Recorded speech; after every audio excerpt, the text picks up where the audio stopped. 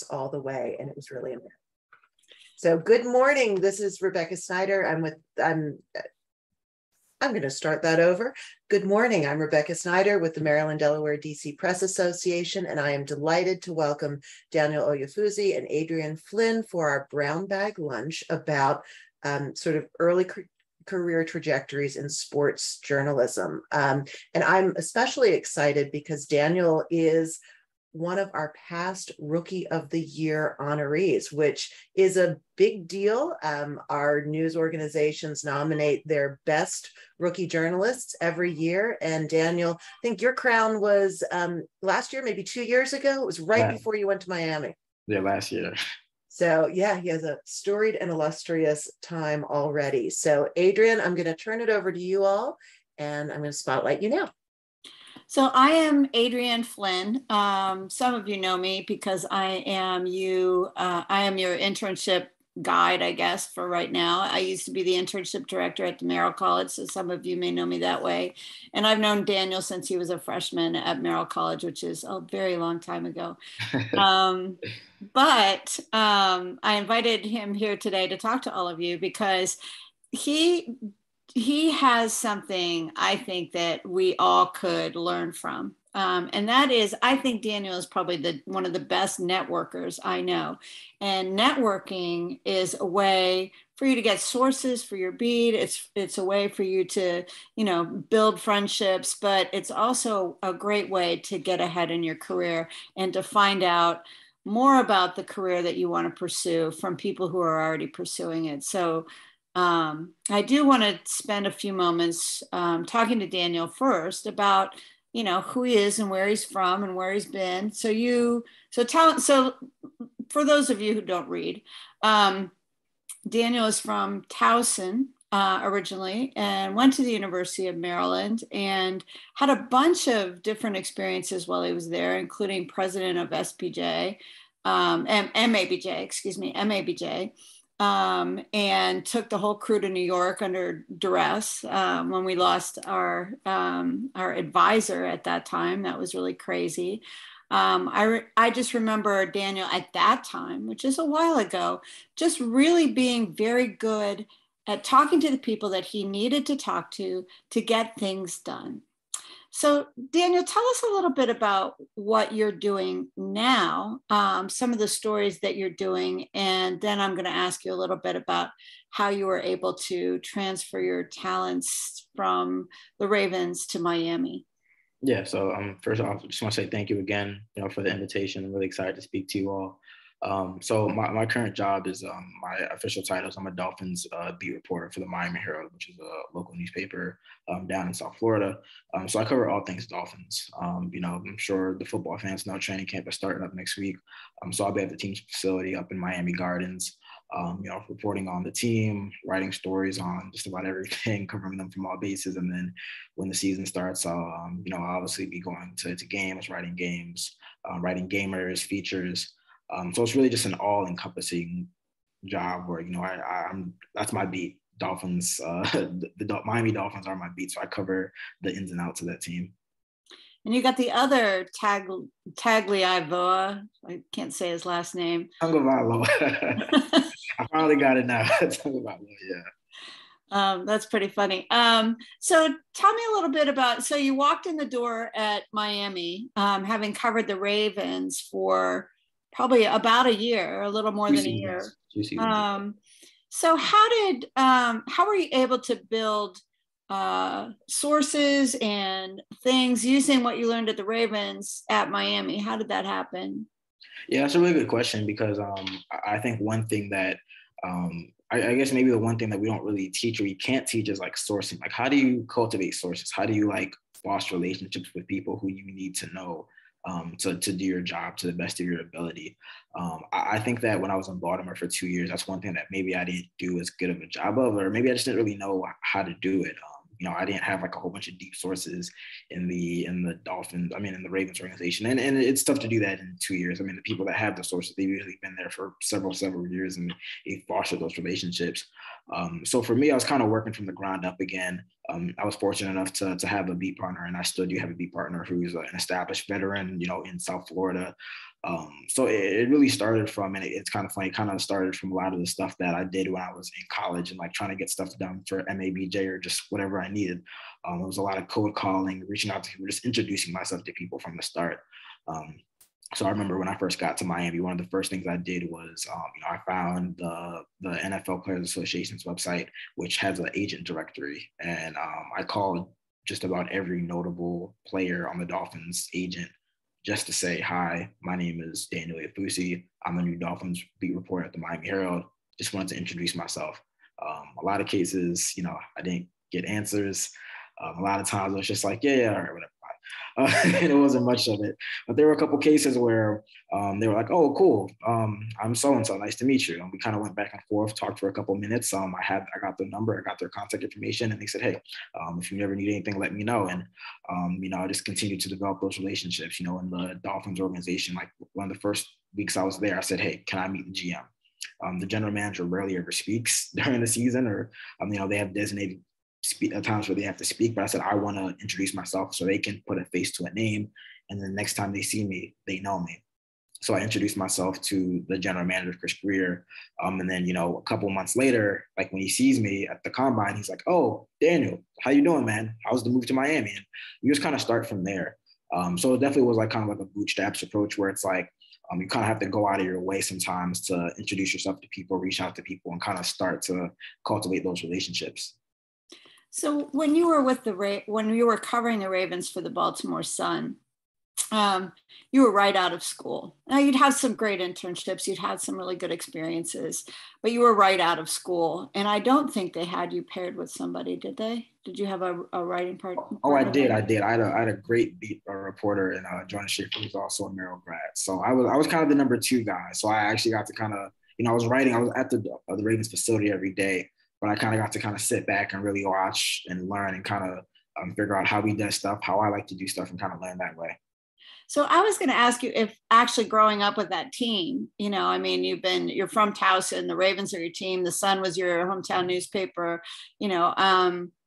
was that actually a help or a hindrance? Did you think you already knew a bunch of things about the team and about covering sports and you kind of went in there confidently, or were you just kind of just a little bit, a little bit worried, a little bit off your footing. And then how did you fix that? Yeah, I mean, there were definitely some early nerves just for the fact that, again, this was like I had never imagined that straight out of college and my first job would be at the Sun, like covering like my hometown team. So I was definitely some nerves there. But yeah, I mean, definitely having that institutional knowledge of the team, it definitely like helped the learning curve. So, like I'd be weeks into the job and, people would be trying to explain stuff to me about like this player and that player. I'm like, oh, I've been watching this team my entire life. I know, like I not only knowing like the actual like current roster, but just knowing like the history of the organization. So I could put things in like their proper perspective. I could say like, oh, this was one of the worst defensive performances, one of the biggest losses, one of the biggest wins. Whereas I can't necessarily do that with the Dolphins. I mean, I'm learning more about the franchise and the organization and its history. But, compared to the people that have like grown up in the area and covered the team for decades, I mean, they can kind of put things in the proper perspective. So I would definitely say, just having that institutional knowledge of the Ravens helped me as I was kind of transitioning into that first job. How do you fill the gap then between that level of institutional knowledge that you had for the Ravens and what you are trying to develop for the Dolphins? Yeah, I mean, I think you just kind of go the extra mile in terms of learning about the organization. You ask questions. I remember one of the first things I did when I got down to Miami was, I bought this book off of Amazon that a former Herald columnist wrote. Just kind of breaking down the history of the Dolphins. And it's helping me now because, we're coming this upcoming season is the 50th anniversary of their undefeated season. And I have to write a lot of kind of stories that look back on that time. And it's kind of tough for me because it's like, I'm kind of like standing in the back and letting everyone kind of, lead the way. Cause it's like, I just don't have that institutional knowledge. But I'm reading, I'm asking questions. I'm just kind of going out of my way to really like soak myself in that organization so I can really understand its history. There's a lot of top members of that team that are still around, aren't there? In terms of the Ravens or the Oh, no, sorry. Yeah. I mean, yeah. Obviously, Don Shula unfortunately passed away a couple of years ago, and even Marlon Briscoe, who was a member, he passed away. But there are still some members, so it's going to be cool to kind of talk to those guys too and get their perspective of the undefeated season. So, so one of the things that I've always fascinated about, I covered politics, and so I don't have any problem stepping into a room and annoying somebody like Mitch McConnell or something. But even Mitch McConnell, as well known as he is in politics, is not at the level of some of these NFL players. I mean, they're just in this rarefied celebrity world that I can't even imagine at this point. How do you approach people who are seemingly unapproachable? That's a good question. I mean, I think that one thing that I always try to remember is, despite how much money, how much stature, how many accolades somebody has, I mean, that they are human at the end of the day, with the real emotions. And I take that both ways in terms of, not being overly, obviously, I have a job to do and I have to ask the questions and whatnot, but I also think of it as like, you always want to have compassion for somebody and, kind of have empathy, and put yourself in their shoes. And I think that if you do that, it allows you to do a better job with anything. I've dabbled in, political reporting as well. And, you do have to ask tough questions, especially, with more kind of important reporting and stuff that really holds, higher ups, accountable. But you always want to have compassion in anything that you do and how you approach your reporting. I think that's great advice. I used to tell my students that, just remember when you're out reporting that everybody has a mother, even an axe murderer has a mother somewhere, who just absolutely hates that their kid is an axe murderer. And remember what would happen if you were in their shoes and somebody was dogging your footsteps and asking you nasty questions and sending you, all kinds of, they were just overwhelmed with social media or whatever that thing is trying to put yourself in their places. A great way to do reporting. People appreciate it when you acknowledge their difficulty. Yeah. So if you're up front and you acknowledge, hey, I understand that you've had some death threats or whatever it is that's going on with them, just saying what's going on can be really helpful.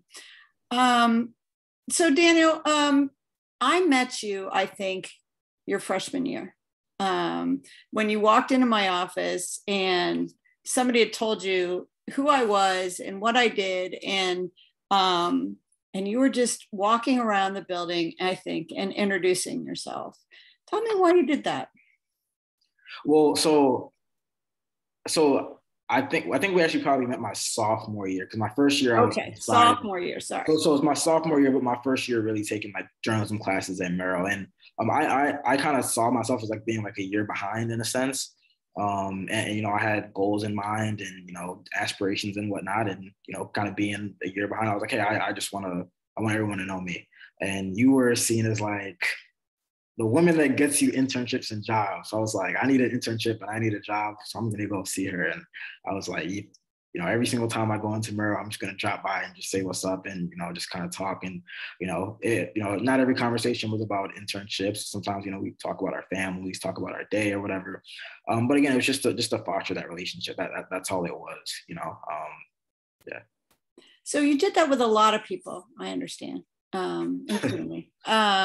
And, I always had peppermints in my office. So Daniel could have a peppermint when he came in because it was a favorite. But, that aside, that ability to walk into somebody's office and say, hi, you don't know me, but I am this person, and then to keep coming back and visiting, saying hello. That technique works just as well in reporting on stories as it does in finding a job, which is like the next thing that we're going to talk about with Daniel. So, and the key to jobs and internships. Yeah, that was great. But it was, only you can get a job. Only you can get an internship. So walk me through a little bit. And I know this is going back a little ways for you. So, I appreciate your patience. Walk me a little bit through your career trajectory and how you got those first experiences in particular, because that's what these youngsters want to know is, how do I get where you are? Yeah. So a quick side story, you mentioned like being persistent. I remember I had one of the agents I had called when I first got here. He was very receptive. He said, hey, If you need something, let me know, da, da, da. I had called a couple months later to ask about one of the team's top players. And, he kind of, he gave me agent talk. Oh, I guess we're going to find out. But, I was persistent. I saw him at the combine. We're talking, just casual talk. And then a month later in March, I'm at dinner. It's free agency. And then, he sends me a text and he's like, hey, just want to let you know, we're re-signing this player on this deal, da, da, da. So it was one of those situations where, like, if I hadn't really reached out to spark that connection, followed up with him, kind of remained in his mind, he probably wouldn't have given me this news to break. So I just, kind of persistence works sometimes.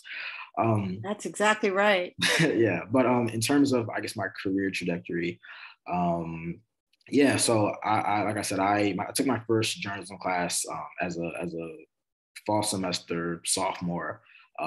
So, I had started talking to you. I was like, I want to get an internship. I'm interested in, sports and entertainment, but I'll do whatever. I just want to like get something. And you were very upfront with me, and you were like, I remember I showed you my cover letter for Meet the Press, and you're like, probably not going to get Meet the Press, but we'll submit it, go from there. So that sophomore year, I'd probably applied to like 50 to 75 internships, just summer gigs, all the newspapers, all the outlets everywhere. And I didn't get any of them, but there was one that I remember you kind of pointed me to, and it was with a startup that wrote about sports and music and entertainment and culture. And you're like, I think this would be a really good fit for you. So I got that internship. It was remote. I was working at home this summer going into my junior year, just doing everything, writing stories, running social media, doing graphics. So it was really good just to get clips and be like, I can do the work. I can write stories. I can do this. So my junior year, I had also gotten an internship with the communications department at Merrill. So I was writing stories for the magazine. I was writing stories for online. And it was a little different because it wasn't sports. I wrote a couple of sports stories here and there, but it was a lot of like features on stuff that, I really wasn't as interested in. I was writing about like engineering and just all science and all types of stuff. But again, it was an opportunity to get clips, get bylines, and say like, hey, I can like do the work. And then it really started to kind of open up there. Like I had also, I was also doing stuff for Left Bench. Writing recruiting features and stuff like that. So I was getting clips, and that's like so important as a writer. Like you want to get clips and be like, you can do the job. And then, going into like my senior year, that's when things started to get kind of interesting. I had probably applied to like 100 internships for the summer before my senior year. And I heard back from 2. I had originally accepted an internship with Press Box, which would have been great to like write stories on the Ravens and whatnot. But then I heard back from TMZ Sports out in LA. And that was a little different. It wasn't really what I wanted to get into. But I decided to like just take that internship just because I thought it'd just be like an overall like better experience, like being out in LA, working for a big notable company like that. But from there, I feel like in a way that kind of opened things up for me, because like people don't really have TMZ on their resume, so it kind of like sticks out and you ask questions about it. So I had TMZ on my resume, but I also could like point back to all like the writing that I had done for the communications department, with my first remote internship with Left Bench, all that. So I had a short internship my senior year with a now defunct startup where I was covering the Washington football team. I was covering the Wizards for a little bit, but like I got like actual like locker room, like I was in the locker room for Washington. I was at the games. I was like getting real experience, on an NFL beat. And I continued to do my stuff with the Left Bench. I was covering Maryland football, a little bit of Maryland basketball. That was unfortunately the year of the tragic death of Jordan McNair. So, I wrote a lot of like non-sports stories, like going down to Baltimore for press conferences and meetings and all types of stuff. So I got a lot of kind of offbeat clips as well. And, obviously that takes me into like the end of my senior year where, I was fortunate enough to be a part of the Sports Journalism Institute, which is a sports writing program for minority sports journalists. So then I was in Memphis for my post-grad internship working at the Commercial Appeal. And then that kind of took me into my first job with the Baltimore Sun. So it was definitely a process. I'm not going to lie and say, yeah, I got a bunch of internships my first year. Like there was a lot of rejections, a lot of no's. A lot of, happy moments when I got that first internship just to kind of get my foot in the door, and then just starting over and applying again and just trying to get another internship to kind of stack that experience. So that's part of the reason I invited you.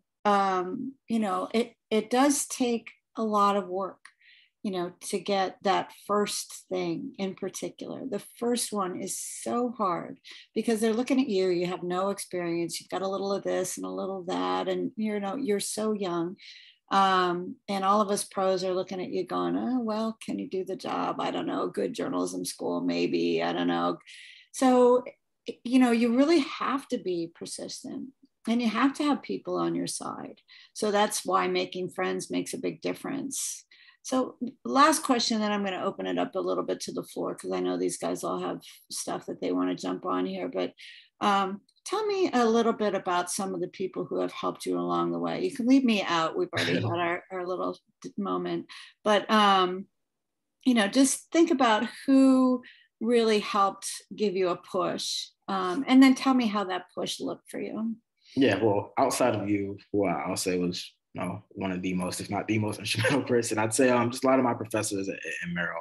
I think of people like Sandy Beniski, who used to work at the Sun. I mean, I'll say one thing, like I definitely, put in the work, but I would not have gotten my job at the Sun if not for several people at Merrill. So Sandy Beniski, I'm kind of putting a word out to the Sun to say, hey, look out for this guy. George Solomon, reaching out to people and saying, hey, this guy should be on your radar. I think of my former editors at the Sports Capital who, they kind of took a chance on me. I had a little bit of experience, but there were probably maybe more qualified people there, and they gave me an opportunity to get in a real NFL beat. And it's like, without that opportunity right there, I'm not sure if I would have really been able to keep on stacking on some of the other opportunities I got. But even, people like Rafael Lorente and Dean Dalglish and just a whole bunch of people in Merrill who, supported me, whether it wasn't maybe not directly getting an internship, but just kind of pointing me in the direction of somewhere to go. I feel like I'm leaving people out. But it really was. They kind of say it takes like a village to raise a child, and it really was like that in terms of the relationships that I made. They all played a factor in me getting to, I guess, my quote unquote final destination in one way or another. And one thing I will say that Daniel can't really know, but will know now, is that there's a whole layer of things going on behind the scenes that you never see as the person seeking a job or seeking an internship. And that is, we're networking on your behalf behind your back. Okay, that's when, if I don't know somebody at a company, I'll call Raphael, who Daniel mentioned, or George Solomon, and say, George Solomon was the longtime editor of the Washington Post, for those of you who don't know. So I might call George and say, George, this guy really needs to go to the Washington Post. He's terrific. Here's his deal. You need to give somebody a push over there for him.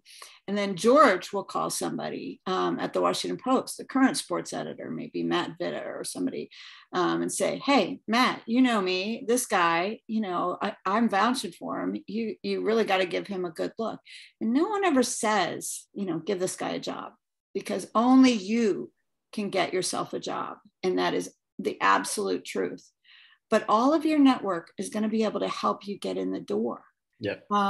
And if you get in the door, then you have an opportunity to impress them. And so having somebody help you open the door, put the key in the lock, turn the knob, whatever it takes to get you in front of somebody, then you've got to prove yourself that you can do the job, because no one can ever really get you the job. So there's a whole network behind your network. There's like an affirmation, and it's like your room is being spoken in names that you're not even in yet. That's really the truth about it. When you network and you have people that kind of can vouch for you on your behalf. I'm happy to open it up to questions.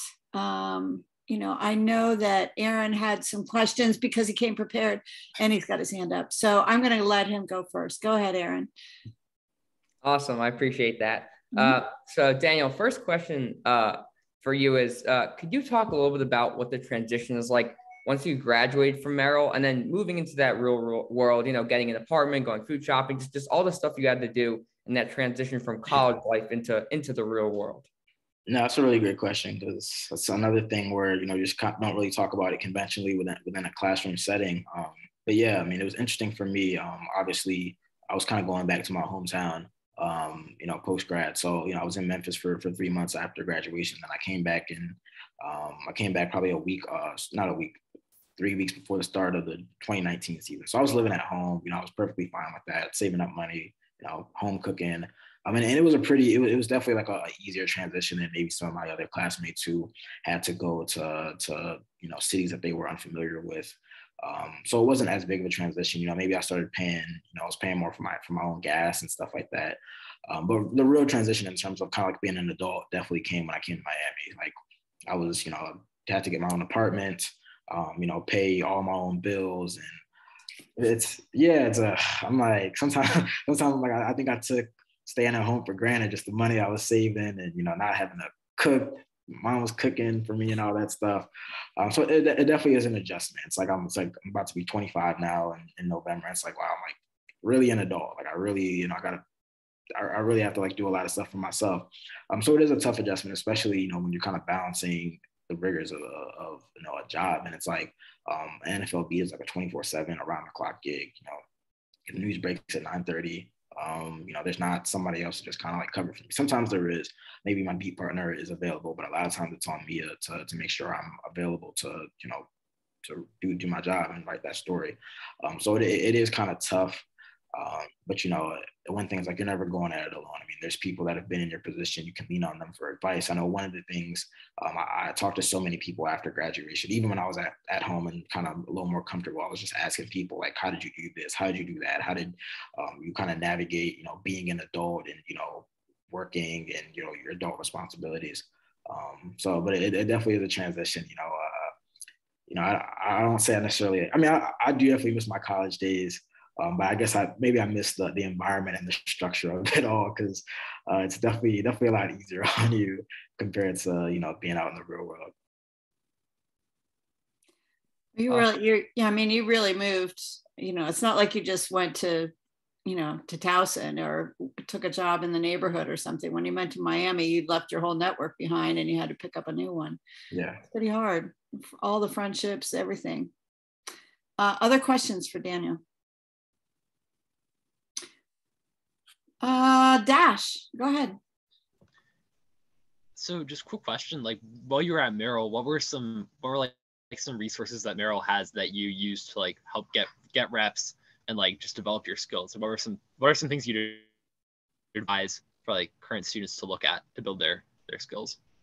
Well, the one thing I'll say is there are a ton of ways to get involved, and even if you can't get an internship, there's a lot of different outlets to broaden your skill set and to get reps. So for me, somebody who had no real writing experience, like the left bench was great for me. So I was getting experience reaching out to people, writing interview questions, interviewing people, writing features. There's a big broadcast element to the left bench too. So if you're interested in the broadcast side, you can do that. Obviously the Diamondback school newspaper, I never really wrote for the Diamondback on a consistent basis, but I got a byline in the Diamondback when I wrote like an entertainment story. And there's even a lot of other kind of smaller but still beneficial outlets. Outside of that, I mean, even there's SPJ, Society of Professional Journalists. I got the acronym right. Journalists, yes. Yeah, journalists. There's that. There's so many resources. I mean, even if you just walk into Merrill and go into the front office and just ask like whatever. I mean, they're so helpful. I mean, I can't overstate how helpful how helpful Merrill is in terms of just pointing in the right direction to get apply for internships, get on-campus experience, what classes you need to take to get where you need to be. Adrian. There's just so many helpful resources. And so I would say definitely take advantage of it, because, whatever route you want to go, I mean, there's an avenue and a way for you to get experience. I'm not sure everybody's from Merrill here, but I will tell you every school has some kind of career development office. We happen to have them in every college at the University of Maryland, College Park. But we have a lot of added value in the journalism department too, where you can get involved. I see Mark Hyman just joined us. Mark heads the Povich Center for Sports at Merrill College. He's just producing his first post-pandemic journalism institute for, aspiring sports writers and broadcasters. I'm gonna give him a minute, since we're on the subject, to just talk about what he can do if you're at Merrill and help you get connected with the sports industry. Mark, you got a minute? I think Daniel is exhibit A for us. I don't know what else I need to say. We have basically two main functions. One is kind of a public facing side, and we do a lot of panels, and we do a sports and politics poll with the Washington Post.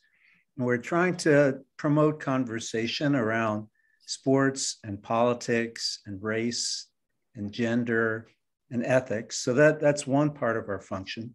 And the other is all about students.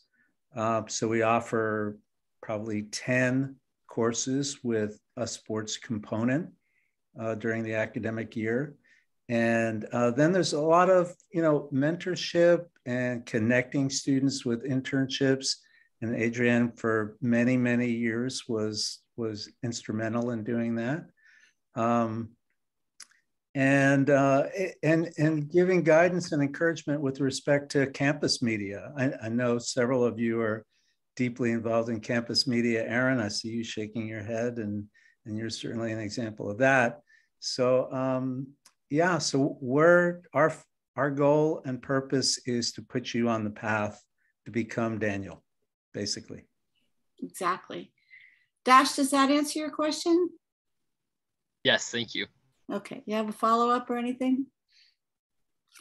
I was just wondering, Daniel, you were talking about how it's really a 24/7 news cycle. How do you make sure that you're always on top of what's going on when there are so many things going on and it's happening all hours of the day? There's not necessarily a regular time to it. How do you make sure you're on top of all the news coming out about the teams?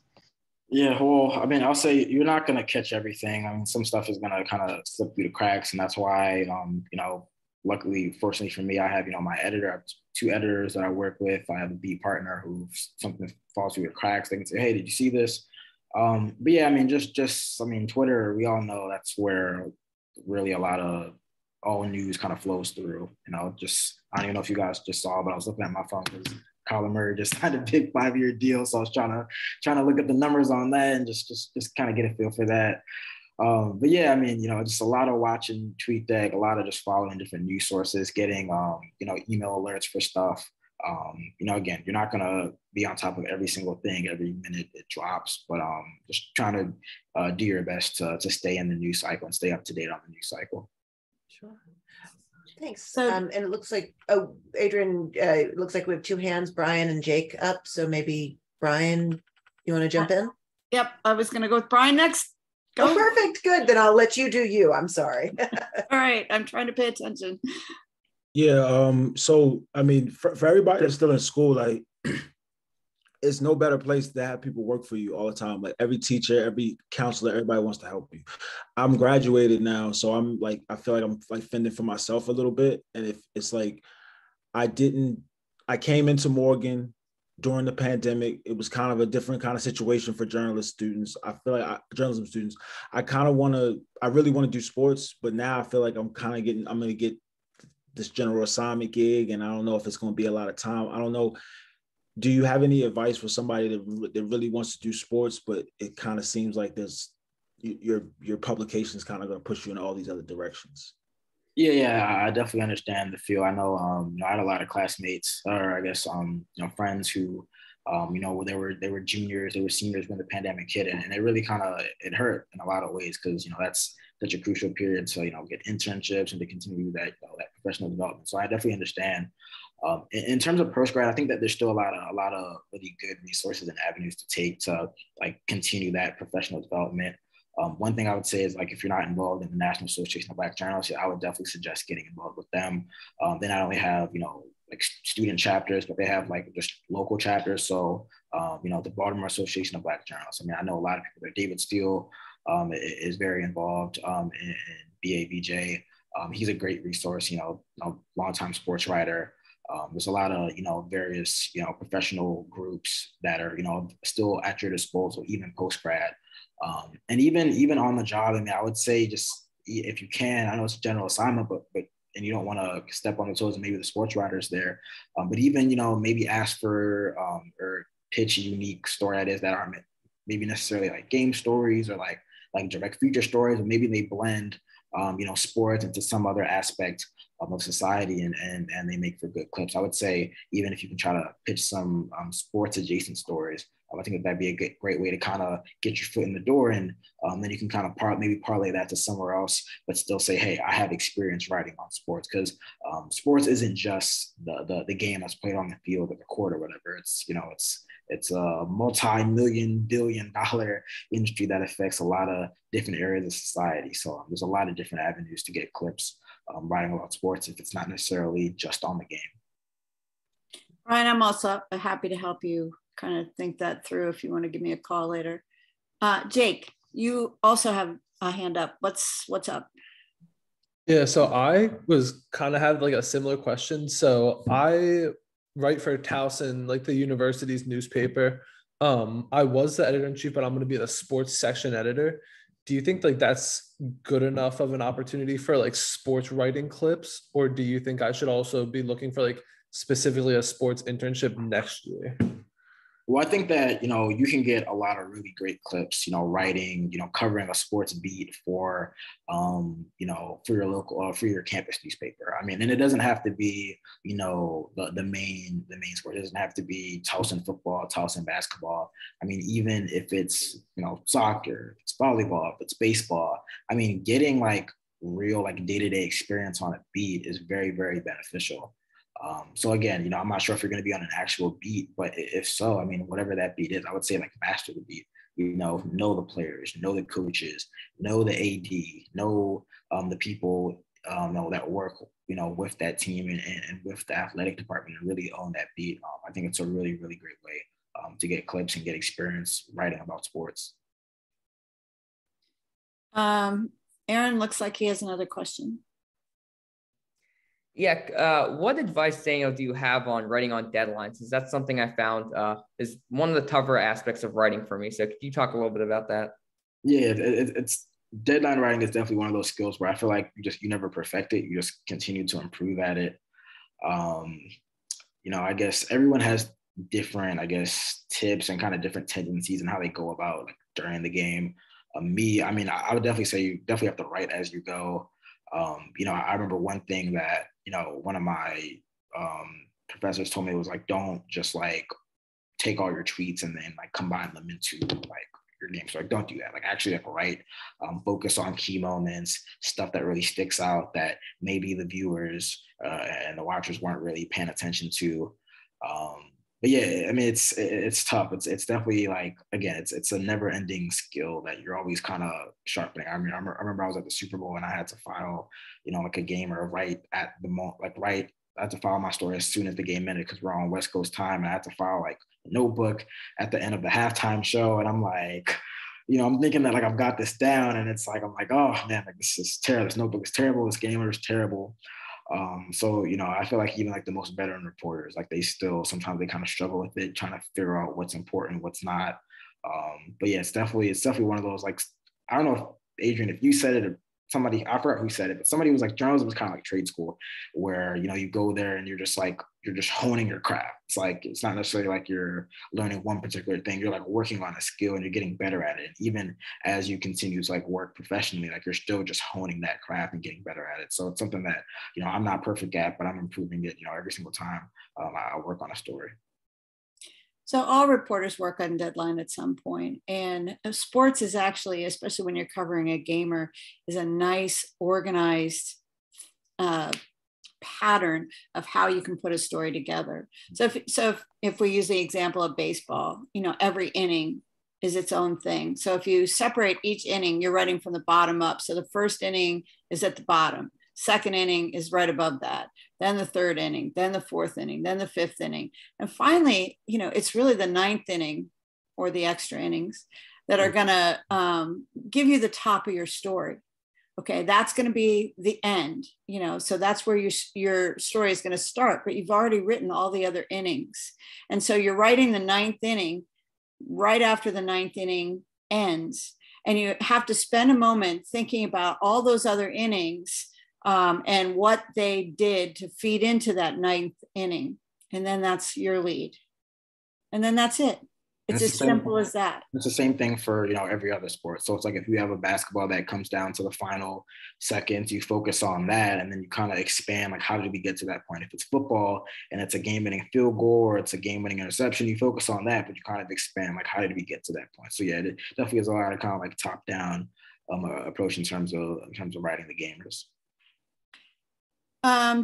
Jake, you have another question?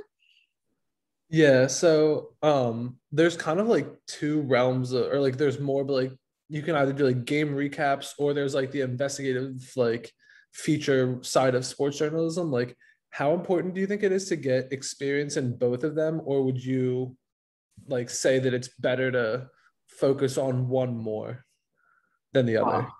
No, I would say both of them are extremely important. Again, like I said before, being on a beat and specifically a sports beat, you're writing about the game, but you're writing a lot of off the field stuff. So for me, I devoted a large portion of the off season writing stories that had nothing to do with like the actual game. The Dolphins fired their coach, and he filed a lawsuit against, the NFL and several teams, including the Dolphins. There's been, just a lot of off the field stuff that has nothing to do with the actual game. And so I've had to, look through court documents and court filings and stuff like that and really like break down that stuff and kind of do more quote unquote investigative feature type stuff. So it's definitely good to get both of that experience. I mean, you have to. I mean, as a sports writer nowadays, you're not just, writing about games. You're writing about the game within the game, outside of the game. You're writing about owners and people, who have a lot of power. Whether it's with that, team or, even outside. So yeah, I would say I wouldn't like box yourself in and say, oh, like I'm just going to be a sports writer who writes about gamers and writes features on players and, not open yourself to, open yourself to writing, kind of more offbeat stories because, the beat is, that's everything. So you have to cover everything. So it's good to have those skills. Yeah, no beat is just about the game or the event or whatever it is you cover. It's about how all of those things intersect with society and how all of those things intersect with people. And that's where the really good reporters write really good stories. And this gives me a moment to remind you that next month we'll have Robert Klemko here. Daniel, you know Robert, right? So Robert, I picked him because some of you mentioned that you were interested in switching from sports to news.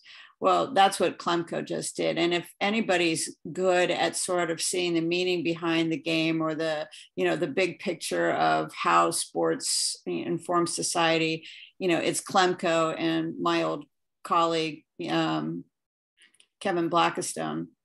So, one of these days I'll bring Kevin Blackistone in, but we will have Robert Klemko in on August 17th. And you should join us. He's just such a great guy. You'd like him if you don't know him already. Anyways, he's going to come talk to us about, all of those big picture things. Any beat has really meaty things to cover and really basic things to cover. And those two things kind of weave together to make the beat a whole vision of what's going on in that particular area that you cover. And it doesn't have to be sports. It's any beat is like that. We have any other questions? Anybody else? No. All right. Daniel? Well, this has been so informative. I feel like sports is exactly what you said. Like sports is not just the game. It is a much wider and broader piece. And the things that you were writing during the pandemic and those human interest stories that you were writing about players and what they were doing, I think it's so incredibly powerful. And so love the versatility of your writing and your coverage. So thank you for sharing your tips and skills with us today. Thanks for having me. One of the things that Daniel wrote that I wanted to say 2 seconds about, didn't you write a playlist story? Yeah, so when I was at my first, I love that story. Yeah, so my first internship, which was the remote internship, I wrote playlists based off of like certain players, certain teams. So like I wrote like I compared LeBron James to like the Kendrick Lamar of the NBA or whatever, and I had a bunch of like Kendrick Lamar songs. I don't know, and then like for the NBA Finals, it was the Cavs and the Warriors. So I had like a Cleveland centric playlist and like a Golden State Bay Area centric playlist. So just fun stuff like that. I got to do with that internship.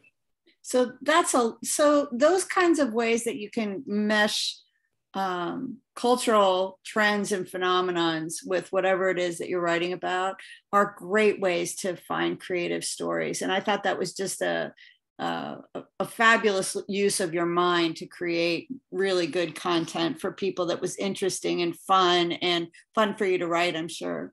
Yeah.